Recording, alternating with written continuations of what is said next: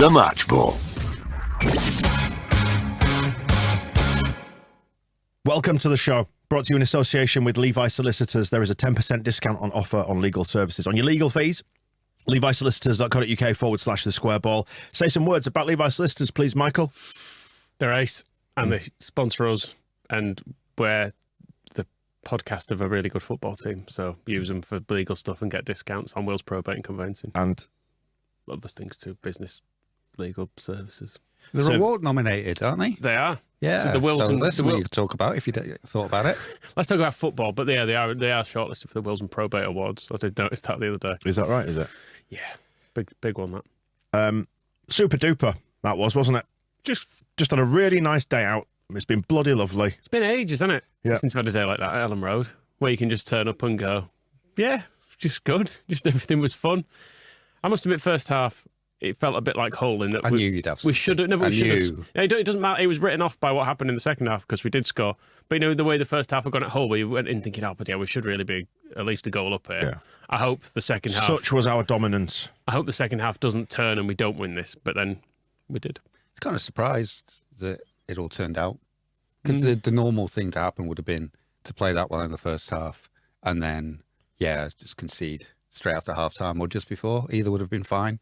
And then go on to lose in a really annoying, upsetting way. But we didn't. We won. And because the wins after Christmas were all... It's April the 4th, the last time we won at home. I think, was that Forest?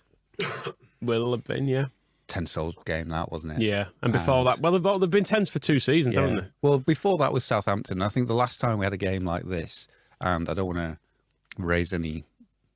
ghosts at this point, was probably beating Chelsea this time last year. Yeah. It was another 3-0. Just pure unadulterated fun, wasn't it, that day as well? When we all thought, Brendan Aronson, never seen a better player.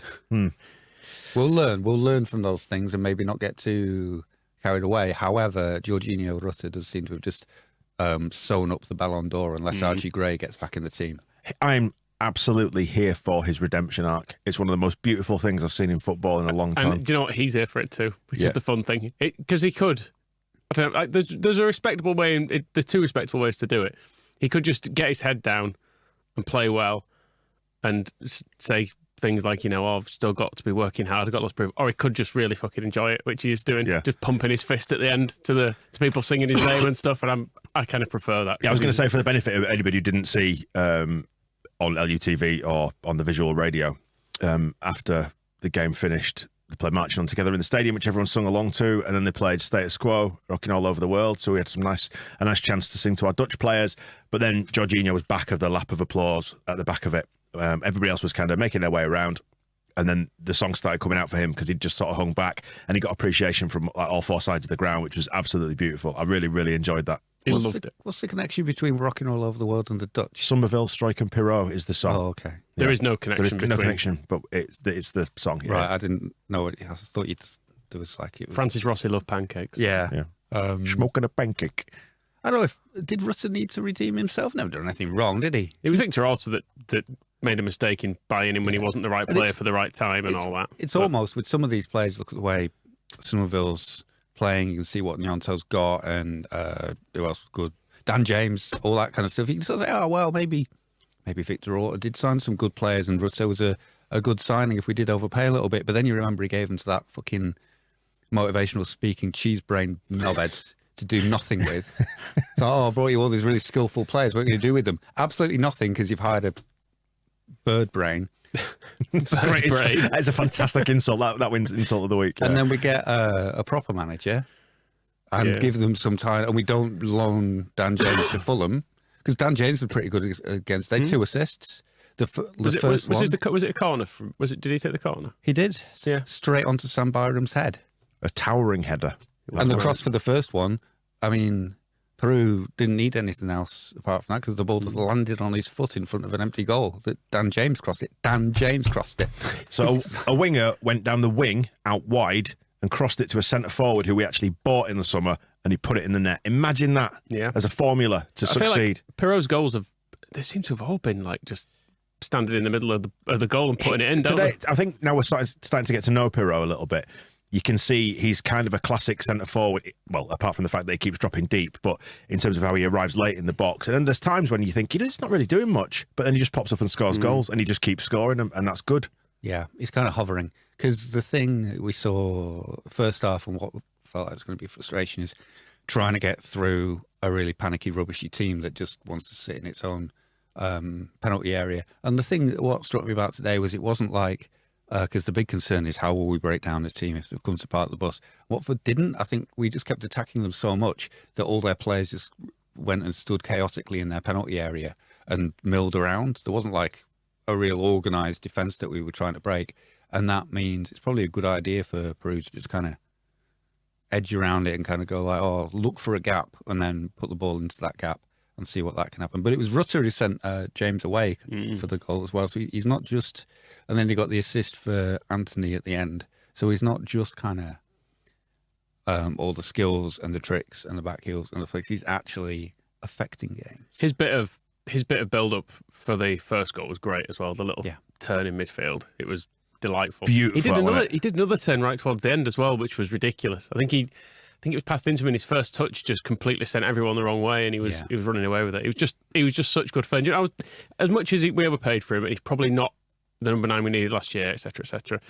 And he's still going to frustrate us a lot this year because, like the chance he missed in the first half, for example, you think, you really should probably be scoring that, or at least doing better with it. But then you looked at who they had at number 9 today, and it was just that bastard, that big useless fucking lump. He was just fouling people all day. He did it first 10 seconds. He just went straight in on Strauch. Yeah, I noticed that. He should have been booked for that. Yeah, but the referee. I mean, if we want to talk about so it's Mileta Rahovic, who Wikipedia just says bastard. Yeah, big bastard. Yeah, very very long bastard. VLB.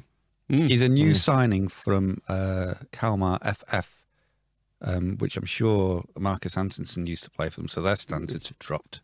He reminded me somewhat of Gachani in his general play because he was absolutely useless. But yeah, it was the sort of thing strikers used to do in the 90s. Don't be wrong, but yeah, they just pumps it forward and straight away, just no interest in the ball, just barged into Strauch's ribs, and then brought Cooper down, then kicked him in the head. Yeah.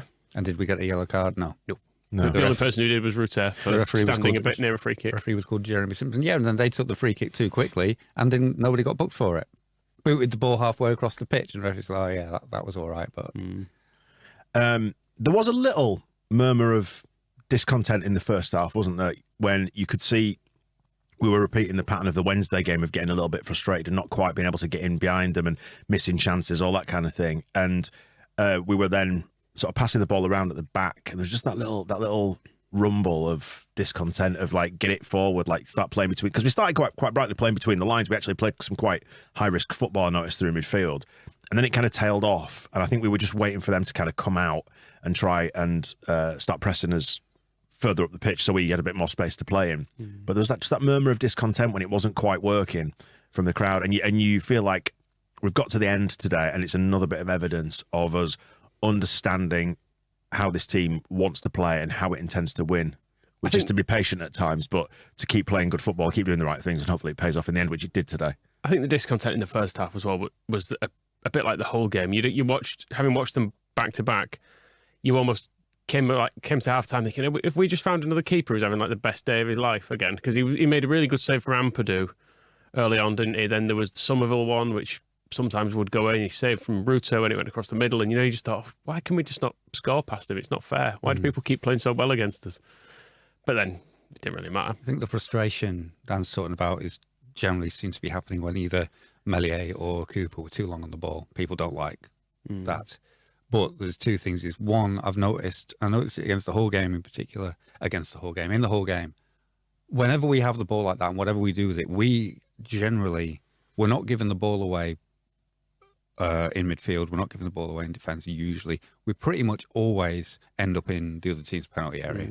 Whether we have to go and if it's 6-1-2s between Cooper and Meslier to get there, and if it's like Somerville's down the wing and then he goes, oh, actually now we're going to go around and we'll take it, but it ends up in the penalty area. Whereas Watford and Hull, never getting into our penalty area, barely getting into our final third. They had one touch, said Phil. I think it was at half time. Did he tweet out saying that they'd had one touch in our penalty area? Don't in have the to read first his half? tweets. No. Use the evidence of your own eyes. He was telling the truth. Well, a lot of people couldn't see it because iFollow went down the whole thing, the EFL thing. Which match report that you did recently, Moscow, was it where you touched on the idea actually that they say it, we're so efficient that we might even be considered boring? Was it the Millwall? Yeah, one? we're quite calm because the Millwall game was really enjoyable, but we just kind of took it really easy until so in control. Yeah, scored. Yeah, so there's and I think there's an element with Ellen Road at the moment where it's like, get some urgency, get the ball forward, go faster.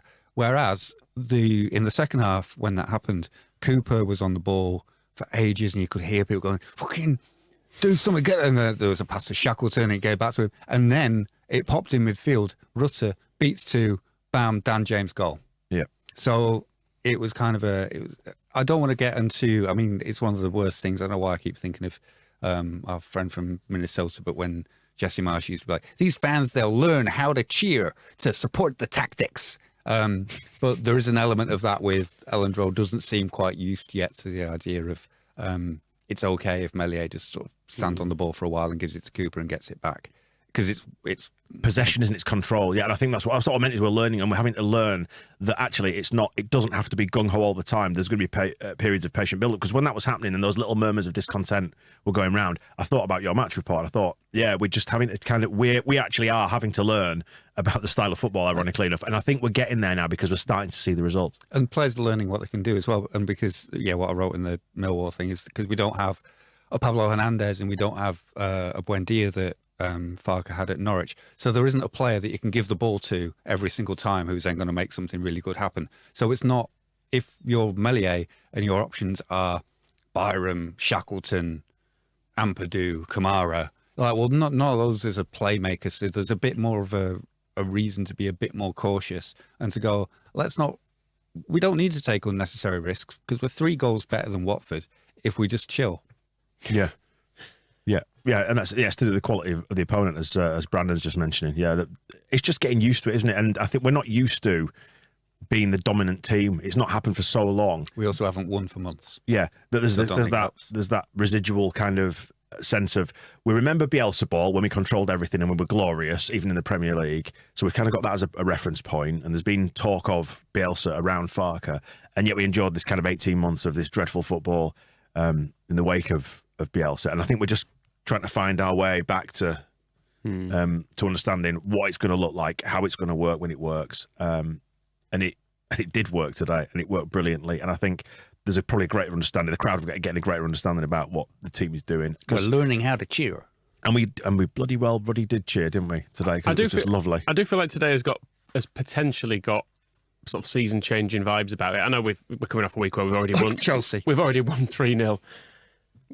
Yeah, it could be that as well. But I think potentially you can come away from today though and go, actually, for the first time in ages, I actually feel some warmth towards the Leeds United team. Because is it today, or is it just an accumulation of stuff over the course of this week? Probably is, but I think it's important to do it at home in front of the biggest number of Leeds fans you can, and that was just a nice feeling. It felt like everyone has left Ellen Road happy for the first time in a very long time, and I can. If I was so inclined, I would be happy to go and have any of those players' names on my shirt at the end of today. You should get a tattoo on your face. Whereas at the end of last season, if you said you've got to get a player on the shirt, you'd be like, do I? Can I just put Archie Gray on even though I've not seen him play yet, just because I'm sick of all these losers? So, yeah, I feel like there's a bit of love back for them all of a sudden. Yeah, we're learning how to love again, aren't we? There's another good thing about today, that until we get into some specifics, but as a generality. So Archie Gray didn't play. Kamara played, not a problem. Luke Ayling didn't play. Sam Byron played, fine. And Joe Rodon didn't play. Liam Cooper played. I actually thought defensively he was great today. Like, the way he's reading the game was really good. Hilarious when he was going after a ball so slowly that Glenn Kamara had to do his running for it. But he is what he is. The state of his career is. But I thought, like, his reading of things defensively, fine. So those were the changes. And then Somerville replacing Nonso, not a problem. So we made 4 changes, didn't matter, which is a good sign going forward, because if Luke Ayling comes back in next game, probably be fine. And Archie Gray can take over from Kamara. don't know about Groove. I think it is testament. They keep calling him Groove. Literally do not know anything about him. No, but it's testament to the players we've signed as well that you can buy someone. People like Kamara and Byram are just very safe signings who know what they're doing, and I think that's a crucial difference to throwing someone who's completely inexperienced or new to the league in there. And I know Kamara's been playing in Scotland, so it's not exactly the same, but he's basically everybody. Semi-retired, hasn't he, for a few years? But he's an experienced international. He's had 4 competitive games a season. and lost some European games. Yeah, it's trounced in Europe on the regular. But it just feels like we've brought in players who know what they're doing, and because Kamara, it didn't look like his first start, did it today? No. You could have been quite forgiven for thinking like, he played 100 games for Leeds because he was just really comfortable. His experience told, didn't it? He didn't particularly do anything where you went, wow, that was amazing, but he just won the ball, passed the ball. Good, just good. Just good. All of it was steady and efficient. Just looked like an absolutely normal, good midfielder. Byram as well. Byram's knows great. what he's doing. There was a moment. It's a really tiny thing, but he read how one of the Watford players was going to clear it, so he just moved his foot and blocked it. Yeah, and that kind of thing would have sent Rasmus Christensen's brain would have exploded. He was like, no idea what was coming, what was about to happen, and maybe that's maybe there's a difference. The Premier League is much harder, and I don't know, maybe fullbacks in the Premier League think much faster. So this, the Byram is only up against some Watford player that he's got to read, but just always in the right place, always. And there's a little bit like that with the patience thing before. Is Byram's pretty good at just deciding whether to go, should I try a ball into Peru, or should we try and attack from here, or just need to keep the ball a little bit, Kamara back to Meslier, whereas Christensen down the line, even though we didn't have any fucking wingers.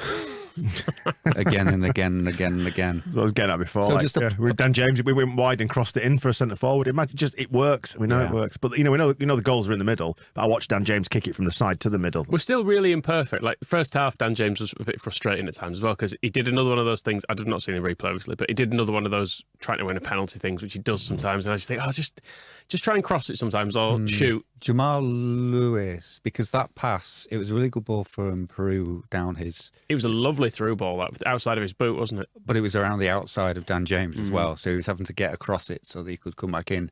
And Jamal Lewis did effectively just barge into the back of him. He was miles away from the ball. It wasn't a challenge for the ball. It was just, there was a little bit of, because I think the reason it wasn't given was Jan Dames was also kind of moving in towards him. But it could have been a penalty quite easily. James also set up that chance for Ruter in the 6-yard box with a beautiful little Pablo-esque, I'm saying it, reversed chip into the penalty area in the 6-yard box, which I think is probably what made it more difficult for Ruter because it was bouncing in the 6-yard box, and it's just like it would have taken some Daniel Farke level of control to bring that down before the goalkeeper was. Should we admire that, because that was absolutely stunning. Farke killing the ball. The Farke ball, the way that he was giving it full Steve Evans to South Stand and Cop at full time as well. I hope LUTV caught that because it needs a replay. Yeah, I think they filmed the game. They just didn't bother showing it to anybody. Right. I don't think this is necessarily their fault so much as whatever's going on in the server room. But anyway, by the by. It's funny though. Let's get into some of the details. It's a good job none of our live streams ever go down. That's why it's so easy for us to throw shade. Of course.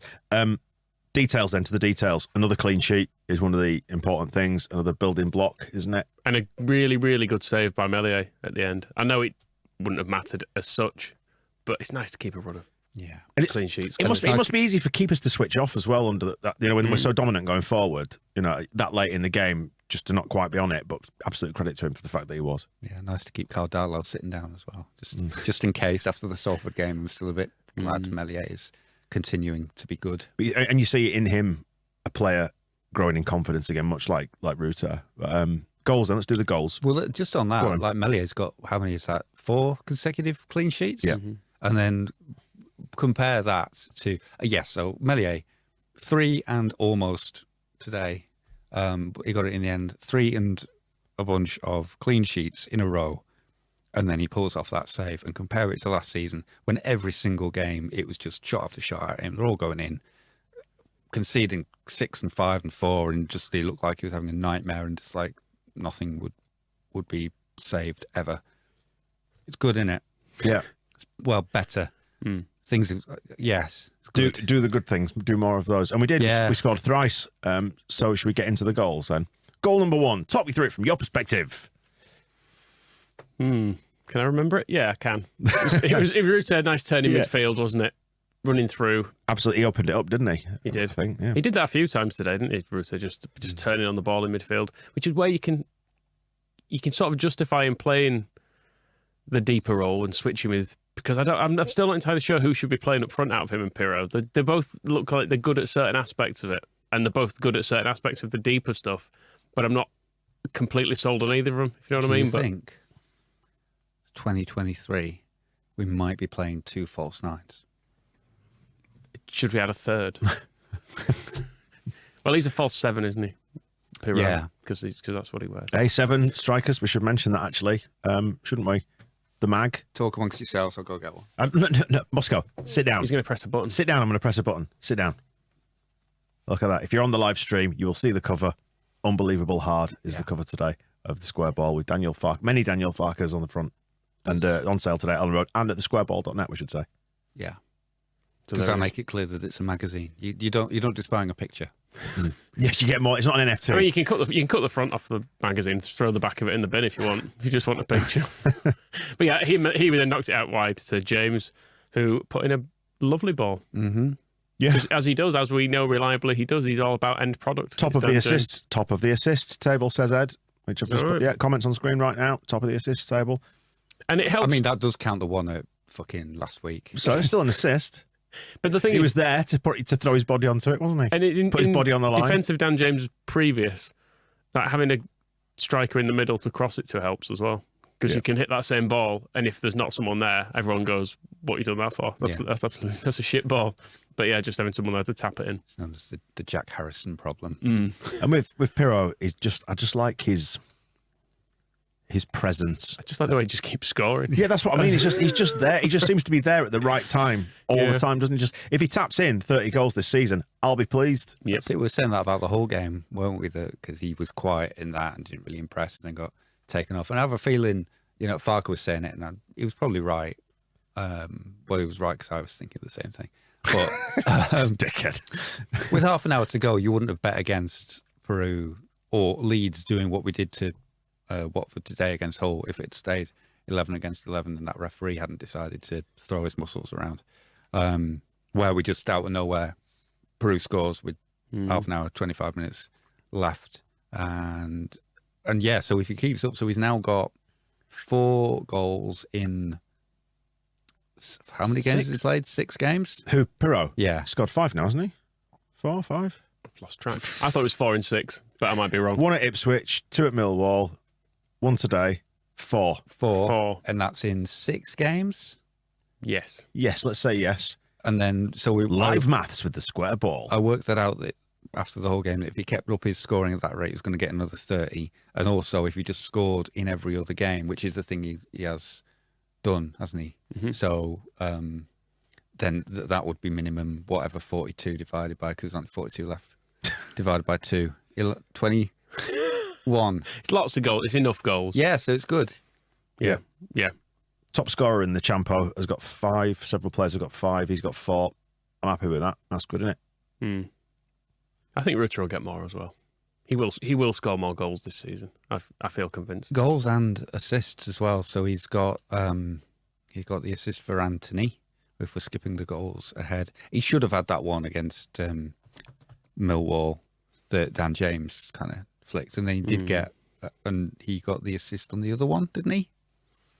The first one, I think, and then he scored. There have been so many. Let's talk about goal number 2 then. Let's get Pookie, on. I'm just looking for reference. Pookie got 29 in that first Norwich promotion season. So it could happen, couldn't it? Yeah. 4 and 6. What does that work out to them? I think that's the maths that I did that got him to about 30. Yeah, It's enough. Yeah, right, I'm going to put It's enough goals. Isn't it? brackets round that. Second one, just a classic Leeds United scoring off a corner, wasn't it? yeah. You're right. 30 is the number. Sam Byram rising like Matt Heath. I was marking Matt Elliott. Is it Matt Heath or Matt Elliott? It's Matt Heath. Them, Okay, I'm too confused. them defending like Leeds United as well. Sam Byram, because I thought I've watched him head it in. His body shape was great on it. It was like a real text. But if you could take a still at the top of his jump, it's like a still from like Roy of the Rovers or something. Is that if you're drawing someone heading a ball because he's got his arms out and he's just poised to head it, and towering. But then you kind of see it again and you go, that marking's awful. He just completely strolls in. There was Watford had their physios were kind of hovering in the build up to that corner. I don't know if one of their players was complaining about being injured, but they just kind of shrugged and went away just before the corner was taken. So I think they may have been defensively awry. But you're right, Byram. I think the sort of the Roy of the Rovers stuff.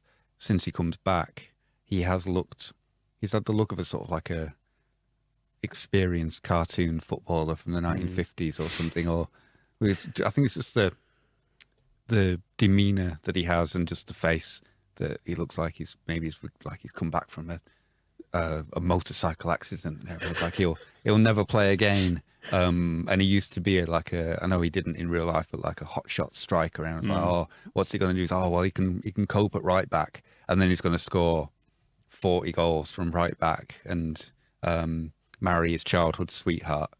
All this kind of stuff. It's funny. He already learnt piano. This old throwback stuff. It did make me feel a bit younger. Sam Byram scoring again. Did you enjoy Liam Cooper firing like long ball that he controlled on his chest? That was taking me back. I mean, I don't know how often that ever happened in like 2014, but certainly they were both here. Just to address the Peru thing, by the way, there were a number of people in the YouTube comments saying it's Pirro, not Peru. Well, they're announcing it in the stadium as Peru on the PA. They're saying Peru, aren't they? And they're saying it on like LUTV and stuff like that. So maybe is that how the Dutch pronounce it? Hearing a lot of Peru, and you'd think somebody from Leeds probably would have asked him. Because they could talk to him, can't they? Yeah, they've got access to him. Yeah, if you're Bryn Law, you're going to have a word and just go like... Joel, how do you pronounce your surname? And he'll say, oh... Not telling you. Mind you, if the midweek commentator on iFollow for Hull... Massilia. Yeah. Could possibly follow that. Although that is why Jonathan Woodgate's first name always used to be spelt wrong, because somebody had asked him, it's like, oh, how do we spell your name? And he'd said, oh, it's with 2 O's, thinking they meant Woodgate. And actually, they've been asking about Jonathan, and he was like, so he ended up having an extra O in the spelling of his name for a long time. There you go. Instead of 10118. It wouldn't be completely out of the realms of possibility that they asked Woodgate to write down his own name, and he made a mistake. Given his wasn't his nickname Village at Leeds? Yeah, the Village Idiot. Yeah. I thought Nigel Martin was Village. Oh, was he? I thought it was Woodgate. I think, Woody, you'd stick with Woody, wouldn't you? I suppose so. Sorry, goal number 2 then. That was, talk me through that. Was that the Ruter? We just have. Yeah, it was corner. Dan James corner. No, that's the header. Sorry, I'm confusing the Ruter involvement in it all. Yeah, sorry, it's goal number 3 I'm thinking of. Ruter had nothing to do with it. Shameful lack of interest in our decisive second goal. So I enjoyed celebrating it. Goal 3. Go on. And on the first goal, Dan James celebrated his assist with a knee slide. Nice. Ran from the other end of the pitch because he went and celebrated in the northwest corner, and he ran across. I think somebody turned to him and was like, oh, that was a really good cross, Daniel. And he slid on his knees. He was well happy with himself, which he deserved to be. But then, and it came so quickly as well. We didn't have to wait very long for the second goal, so that was nice. So I think the celebrations were all good, and Sam Byram did a bit of a... too many people got around him for him to be able to fully Charlie Creswell it, but he did give the badge a bit of a tap as he ran. As if he was wearing Stone Island, hey? No, I think it was the Leeds badge he was happy about. Oh, yeah. He's like, all right. Okay, yeah. No, Sam Byram in Stone Island. I don't know if that would really be a thing. Interesting. Yeah, Jorginho's involvement in that goal was just lovely, wasn't it? Goal 3 now. Yeah, that's what we're on, yeah. Just made me feel warm and fuzzy inside, seeing just the freedom with which he's playing in that move, in that build-up, the crowd responding to it. And people just enjoy seeing flair and tricks and stuff like that. So yeah, he did do that spin on the ball, didn't he, over by the away fans, by the West Stand. And then got clattered. In the first half, got clattered, but he got up with it, got on with his job. And just to see how happy he is, how much he was embracing the crowd. He did get up and get on with his job. And it's not his fault, and this isn't about him. Sorry to interrupt. He went down injured, got some treatment, that's absolutely fine. And then this prick referee, Jeremy Simpson, just let him wait, made him stand and wait. Maybe the first thing, like, I'd let him come back on for the free kick because it wasn't his fault, got injured. Took a free kick, won a corner, and then he's still just standing there while he's lining up. And you can see that our players were going, why can't he come on? What? And you've got to be careful, why can't he come on? And he's like, well, he can't. He just can't. He just can't. And then he sort of waited another 5 seconds after telling everybody no, and then went, right, I can come on now. before the call. It's absolutely pointless. That guy. They're making him stay off for 30 seconds, aren't they? That's a new directive this year. Why? Because they're idiots. And it would have been longer than 30 seconds because we'd attacked. He might have just forgotten. All sorts going on. I go to Aldi all the time. I'll get there. I think, what have I come for? He was being reminded. No, that the referee reminded me because that was where the frustration in the first half was. It turned from us being really good to the last 10, 15 minutes were mostly about the referee. And you could tell the players on both teams were struggling with him because he's one of those referees where, when you're trying to work out what a dog wants and they just you can't do it. He was because they don't speak. I made a note. 39 minutes. Ref has fully lost it. Yeah, because players are going, is it a throw in? Yeah. And he's just going, well, is that a free kick? And pointing. Well, who? Which way? Free? Is it our ball, their ball? And nobody can communicate. I don't know. All right, it's really difficult refereeing a game. Do you want your toy? It's like, do you want to go outside? Walkies? Yeah. What is it? What is it that you want? And it's with tongue hat.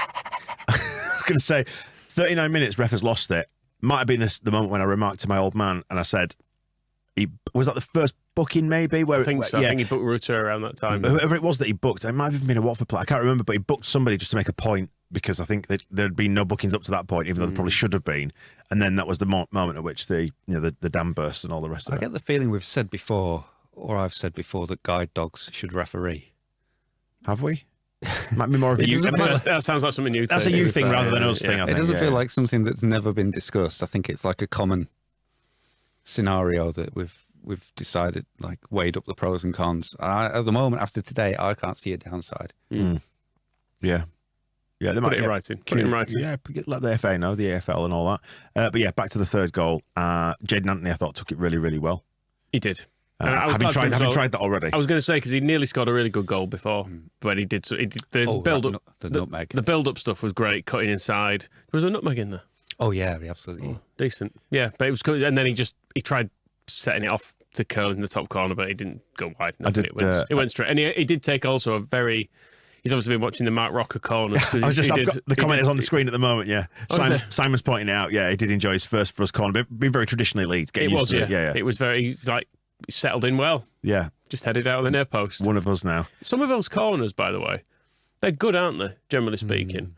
And he was here last year, and instead we had Mark Rocker just endlessly fucking chipping him to the near post. And also Brendan Aronson and Jackie Harris.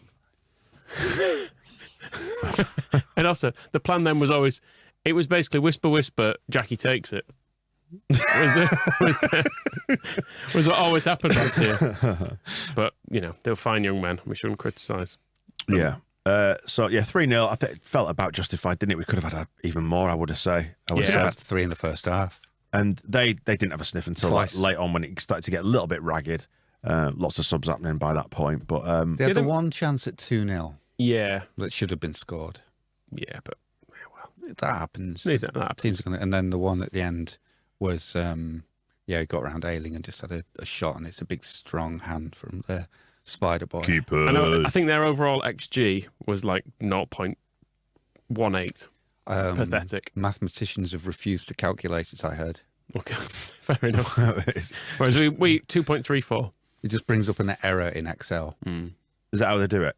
In Excel? It's all just done in Excel? Yeah. Right, let's have a look at the stats then, because I'm curious about one bit where I was slightly concerned we would concede. I don't think we've mentioned it yet. In the first half, about 8 minutes in, when someone passed the ball to Liam Cooper, and people obviously went, "One asked, Liam, one bothered, it's behind you," and he just booted it, and he nearly went for a corner. Yeah, it looked to me like he got a really late call, Liam, man on! And he kind of turned and was looking the other way, and then it was passed pretty much straight to him. He saw it coming and then just turned away. He tackled it into touch. I think it was. I don't know if maybe because we said this at Hull that he looked like he just kind of forgotten what he was doing.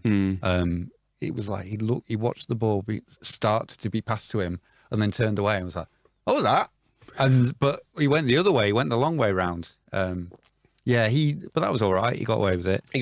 And him and Ampadu obviously was really good again, and he's probably going to be one of those players who doesn't get mentioned in that respect because he's just automatically good. So the two things to say about Ampadu: one, not frightened of an up and under clearance.